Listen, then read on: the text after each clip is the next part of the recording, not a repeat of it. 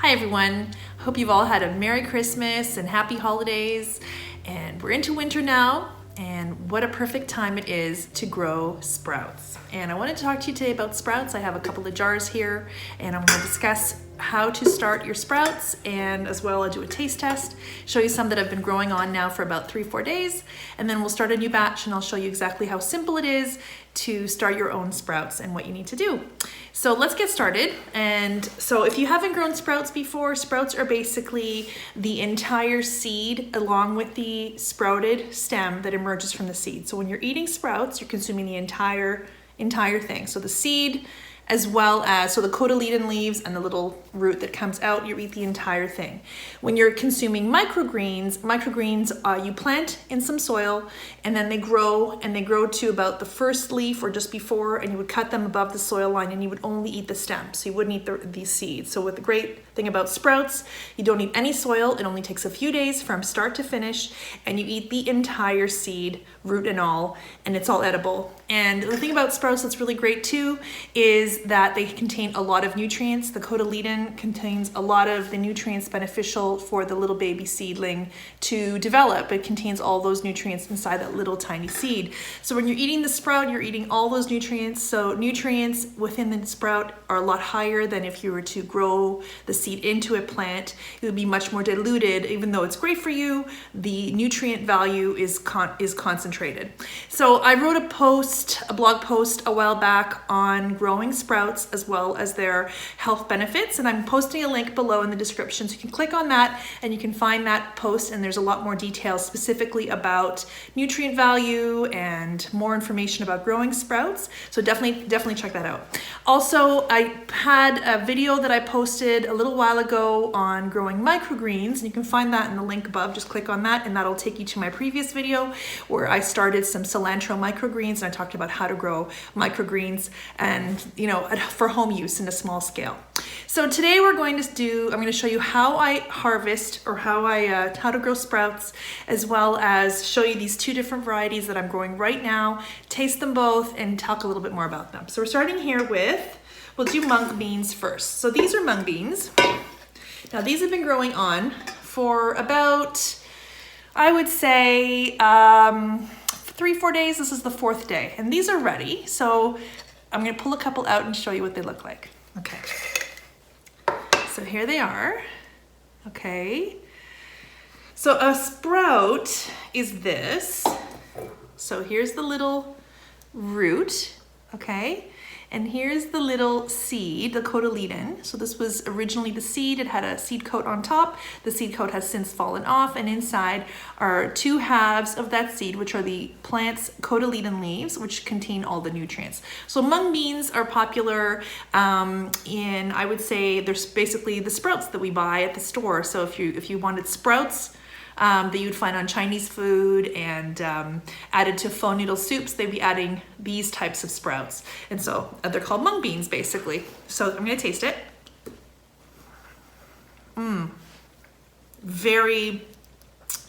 The flavor is very green. I don't know how to explain that. Really a full pack full of flavor. The root itself, the little stem, okay, has very mild flavor. And the cotyledon, the seed part, the part that you wouldn't eat if you were to plant this in soil, tastes really grassy, like very greeny, grassy. Really yummy. So what would you do with these? You can top a dish with them. So if you're to do like a curry, you could definitely take like a handful of these and top your dish with these sprouts. You could have it on its own, like dress it as you would a salad, add it to a salad as well. Eat it as is, or top dishes with it, or maybe saute it for like a minute, 30 seconds to add to like tofu or chicken. It would taste it tastes really, really good. So these are a lot of fun, super easy to grow. You only need to put about a tablespoon this is about a tablespoon's worth of seeds, and it grows into this amount, okay? Now, these here are chickpeas. So this was my little experiment, and I have grown these before, but not a lot. So I was thinking to grow these on So anything sprouted, any bean that's sprouted, is, especially chickpea, the nutritional value is higher, but it also, sprouted chickpeas are a lot easier on the stomach than if you were just to like boil these, like soak them first, then boil them. They'd be a little bit tougher on the stomach. So sprouting always makes it easier on the stomach. Now, when it comes to chickpeas, this is about the same amount of time as the others. The root, the sprout itself is very small. So these would be great. I'm gonna taste it.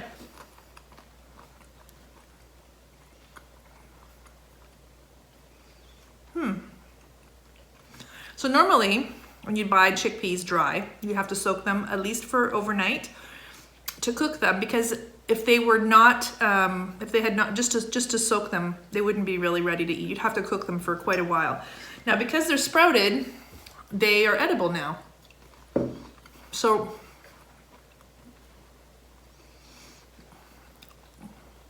they don't taste like a chickpea really. They just kind of taste like something, like a pulse of some kind. So what I wanted to do with these was turn them into hummus. So sprouted chickpea hummus.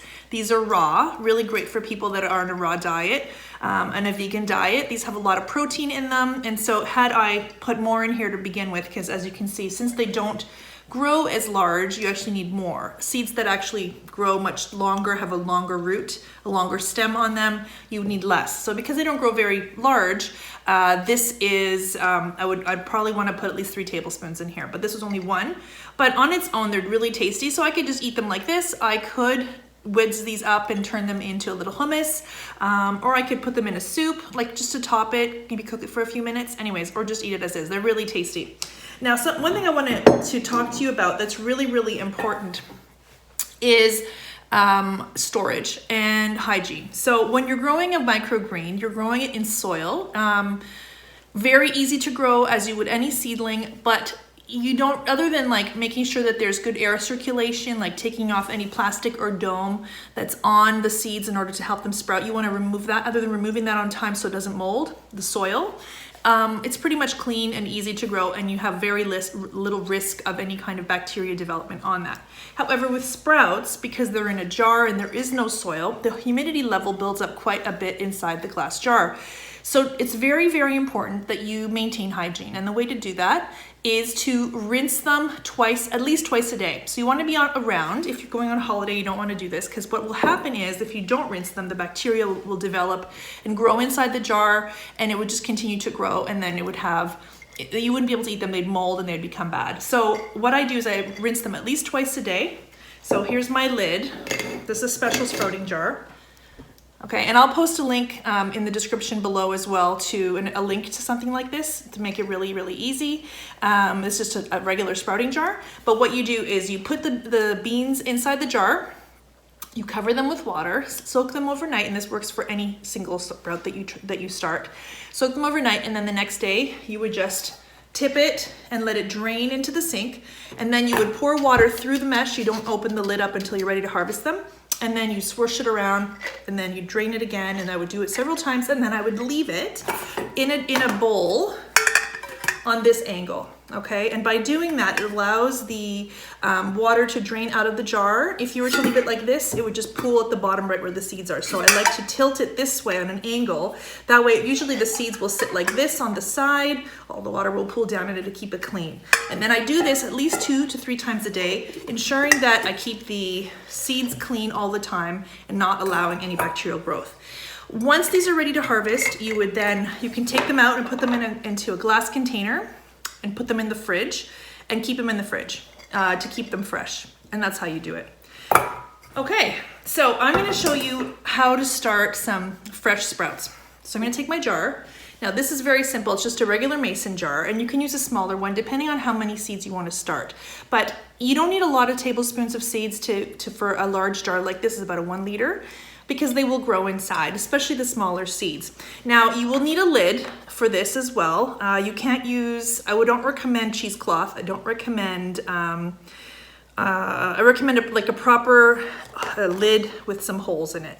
Now these are sold on Amazon, and they come in a pack of 3, like this, okay, with different size holes. And you don't really need the different size holes, but I like this one because if you do have large seeds in here, then this is fine for drainage. And if you've got little seeds, then you're gonna need smaller holes. So it really gives you that flexibility. I do have a link an Amazon link for this, so I will post that as well in the description below. And you can check that out if you're interested. As well, I have another one where all the holes are small. So these are really good. They also have stainless steel lids. So here is a stainless steel lid. This comes with the sprouting jars that I have. These are great too. They come all as one, and they stay clean. Okay, now I have seen someone post a hack before where they buy like crocheting plastic, and I've tried that and then cut it into the lid circle. However, let me see if I have it here. So you know the little ring that sits around here? Okay, so here's my regular lid.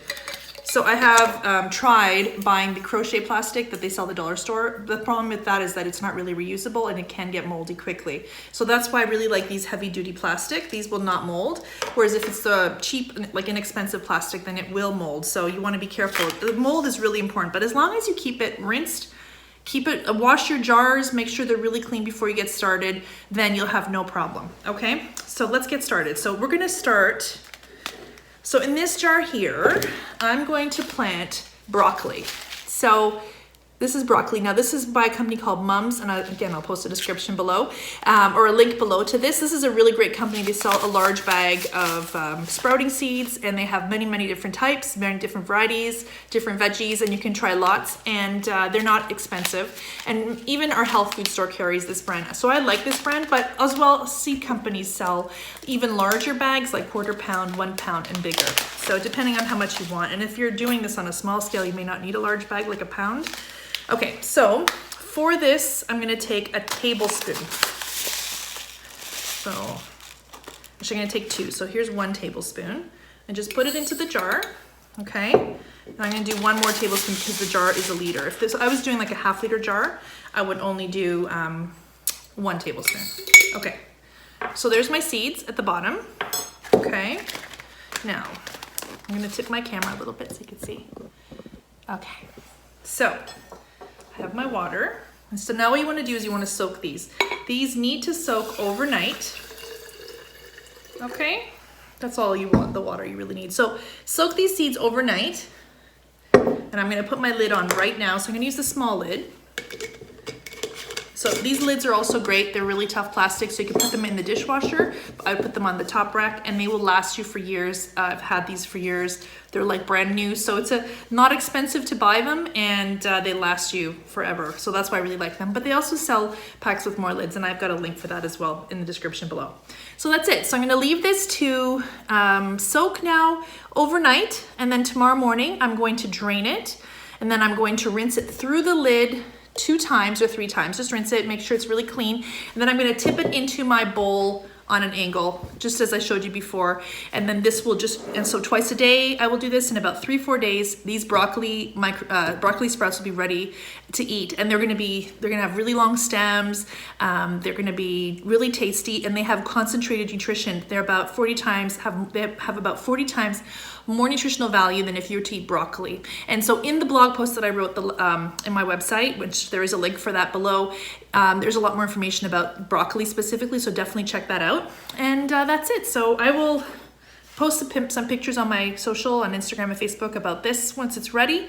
But the flavor is like broccoli once it's ready, and it's really concentrated. It's delicious. I like to even make a salad just for my sprouts alone. You can do like blends of different sprouts. Like you could do radish sprouts, broccoli sprouts. You could do mustard sprouts. You could throw in some mung beans and then make a nice little sprout salad with it, and it's really, really good. So anyway, that's it. Anyways, I hope that's helpful. If you have done sprouts before yourself, I'd love to hear about it. Please leave me a comment below.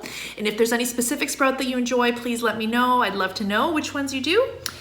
And that's it. I'll definitely, maybe I'll post some results on this and do a video again soon, maybe in a few days. So anyways, that's it for me for today. If you like my video, please give me a like, thumbs up, and click the subscribe button below, and be sure to hit the notification bell to be advised of any videos that come up, and I will definitely be having a lot more soon. Hope you're all having a wonderful holiday, happy, Merry Christmas, happy holidays, and Happy New Year. And I'll talk to you all again really soon. That's it for me today. Bye for now, and happy gardening.